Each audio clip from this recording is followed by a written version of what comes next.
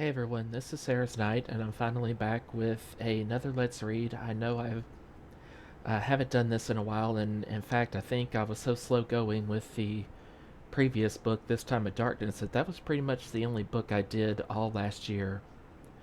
But we finally got another one. This is again for my time as a little kid, pretty much the same time as the James Howe and Beverly Cleary books that I've done before.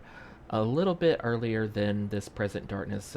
This Present Darkness I read in the sixth grade, and in this one, I actually think I was in fourth grade when I read fourth grade Rats. It was part of a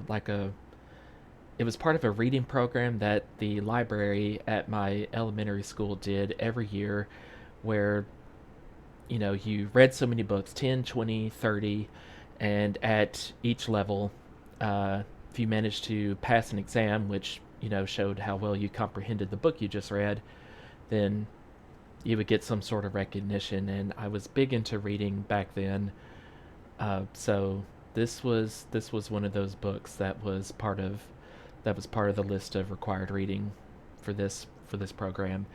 And for those of you who may be new to this channel, I do mostly just read alouds of these books from childhood now, not so much Let's Plays of video games anymore, but this channel is mostly intended for any kids in today's age who may not have as much exposure to reading, or at the very least reading physical copies of books as the kids in my day were, or also for any people around my age or even older who just want that dose of nostalgia because they remember these books from their childhood as well. This is also for you. So I do hope you enjoy as we start with fourth grade Rats. First grade babies, second grade cats, third grade angels, fourth grade rats. It was the first recess of the first day of school.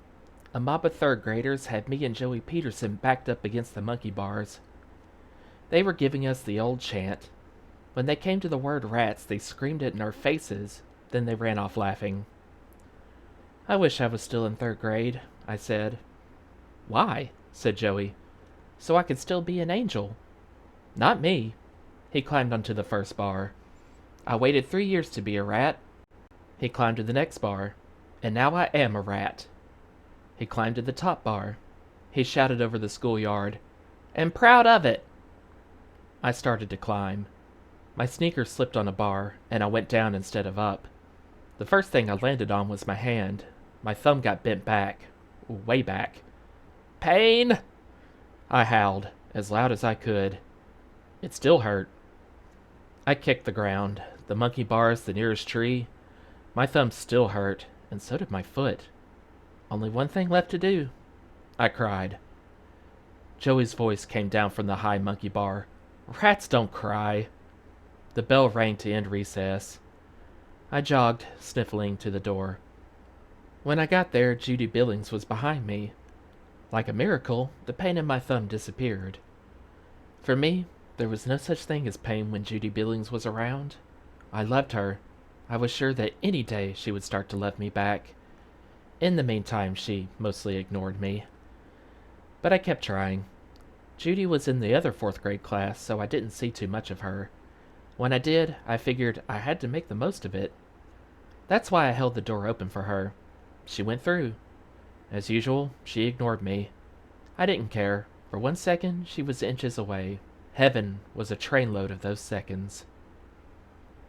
I feel for you, kid. A little while later, during silent reading, a spider crawled onto Becky Hibble's book. Becky screamed and flipped her book into the air. The book landed on the floor. The spider landed in my lap. Next thing I know, I'm on my desktop, tap dancing and yelling, "Get him off me! Get him off me!" On the way to lunch, Joey's whisper came again. Rats don't get scared of spiders. We sat together in the lunchroom just like last year. And we both brought our lunches from home, just like last year. We sat at our usual table. I opened my lunchbox. I was checking out my stuff when I heard Joey snickering. I looked up.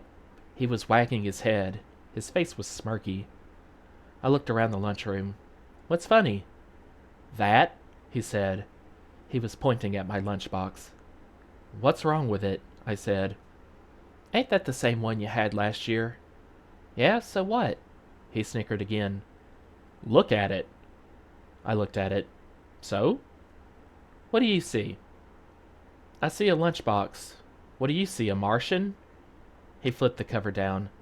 Look at it. What's on it? All over it. I looked again. Elephants. He broke out laughing. He pounded the table. His face was red. I had never known I could make him so happy. He tried to talk a couple of times. What? What? But he kept cracking up. Finally, he slapped his hand over his eyes and got it out. What are they doing? The elephants? Yeah. They're flying. This time I thought lunch would be over before he stopped laughing. Other kids were looking over. Gerald Willis, the sixth grader and the school bully, threw a french fry at Joey, but that didn't stop him. I unwrapped my sandwich. I didn't have all day. At long last he took a deep breath. He said, Right, flying elephants. Big flapping ears, doing yo-yos with their trunks. Some of them, I corrected him. Other ones have fishing poles.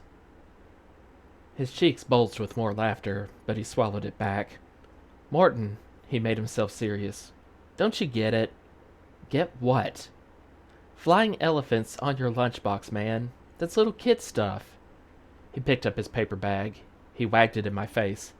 This is what a rat brings his lunch in. I took a bite of my sandwich.